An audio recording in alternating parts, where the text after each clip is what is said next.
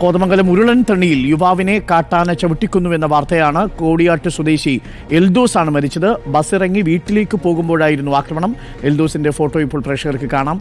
നാട്ടുകാരിപ്പോൾ സംഭവസ്ഥലത്ത് പ്രതിഷേധിക്കുകയാണ്. വനംവകുപ്പ് ഉദ്യോഗസ്ഥരെ നാട്ടുകാർ തടഞ്ഞിട്ടുണ്ട്. സ്ഥിരമായി ആളുകൾ നടക്കുന്ന വഴിയിലായിരുന്നു ഈ ആനയുടെ ആക്രമണം ഉണ്ടായത്. റോഡിൽ ഇയാളെ മരിച്ച നിലയിൽ കണ്ടെത്തുകയായിരുന്നു. അഞ്ജന നമുക്കൊപ്പം ചേരുന്നുണ്ട്. ഒപ്പം നമ്മൾ ഇവിടെയുള്ള പഞ്ചായത്ത് മെമ്പറെ കൂടി, ഉള്ളൻതണ്ണിയിലെ പഞ്ചായത്ത് മെമ്പർ PC ജോഷിയെ കൂടി ശ്രമിക്കാവുന്നതാണ്.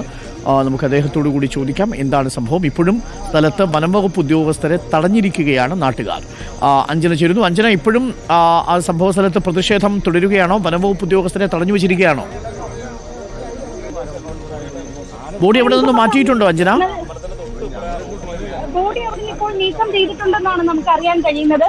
ഇപ്പോഴും ഈ രാത്രിയിലും അവിടെ നാട്ടുകാരുടെ നേതൃത്വത്തിൽ പ്രതിഷേധം നടക്കുകയാണ്. നാട്ടുകാർ സ്ഥിരമായി നടക്കുന്ന വഴിയാണ്. അതിനാൽ തന്നെ അവിടെ ഇങ്ങനെ ഒരു അപകടം ഉണ്ടായിട്ട് വേണ്ട നടപടികൾ എടുക്കാത്തതിലും ഉള്ള പ്രതിഷേധമാണ് അവർ ഈ രാത്രിയിലും അവിടെ പ്രകടിപ്പിച്ചുകൊണ്ടിരിക്കുന്നത്. കോടിയാട്ട് സ്വദേശി എൽദോസ് ആണ് മരിച്ചത്.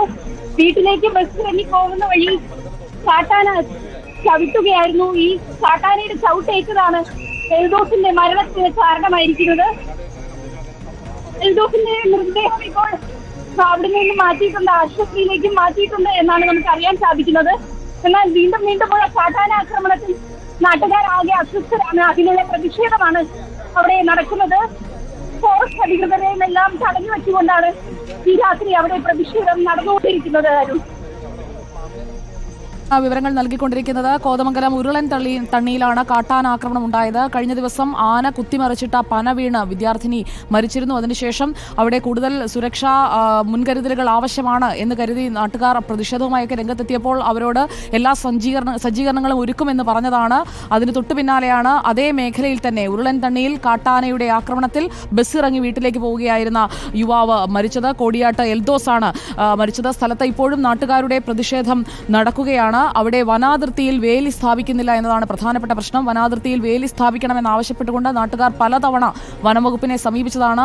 ഇതുവരെയും അത് നടപ്പാകുന്നില്ല എന്നതാണ് ഏറ്റവും പ്രധാനപ്പെട്ട പ്രശ്നം. അവിടെയുള്ള ഉരുളൻതണ്ണി മേഖലയിലെ എല്ലാ വാർഡുകളിലും വന്യമൃഗശല്യം രൂക്ഷമാണ്. പഞ്ചായത്ത് അംഗങ്ങൾ വരെ സമരവുമായി അവിടെ ഇറങ്ങുന്നതും പതിവാണ്. നമുക്ക് ആ മേഖലയിൽ നിന്നുള്ള പഞ്ചായത്ത് അംഗങ്ങളുടെ പ്രതികരണത്തിലേക്ക് പോയാൽ അവിടെ അവർ നേരിടുന്ന പ്രശ്നത്തിന്റെ ഒരു പ്രതിസന്ധിയുടെ ഒരു ആഴം മനസ്സിലാക്കാൻ കഴിയും.